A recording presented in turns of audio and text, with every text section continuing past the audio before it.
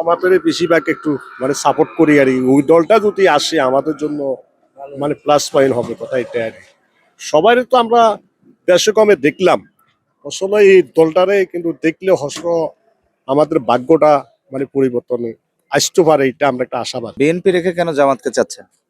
জামাত ওইটা তো আমরা তো ওইটা এক কথাই বললাম না, আওয়ামী লীগও আমরা দেখলাম, আমরা এরশাদের ক্ষমতাও দেখলাম, বিএনপির ক্ষমতাও দেখলাম, জামাতের ক্ষমতাটা তো আমরা দেখি নাই। ওইটাই আমরা আশাবাদী আর কি। সবাই কিন্তু যদি ক্ষমতার 5 বছর যাওয়ার পর থেকে আমাদের বাইটি ভাই একটা কথা আসি যা, যে কোটি কোটি টাকা হাতিয়ে নিয়ে গেছে, বিদেশে প্রচার করছে, কার টাকাটা নিচ্ছে? জনগণের টাকাটা নিচ্ছে, তো কেন আমরা কত লাঞ্ছিত হম? আমাদের জন্য তো দোনো দল এক, এবং যেটা মানে আমাদের জন্য ভালো করে বা আমরা যে দলকে সাপোর্ট করলে আমরা সুন্দর মতন মানে বাঁচতে পারি, মানে উন্নয়ন করতে পারে, আমরা সে দলকে সাপোর্ট করি। বিবেচনায় কোন সে দল? বিবেচনা এখন আমরা করতে পারি না, আমরা মানে বিবেচনা তো মানে যে দল আমাদের জন্য ভালো করে আরো কয়েকদিন যাক, আমরা বুঝুম, তারপরে যে আমরা এগুলো ইয়ে করি।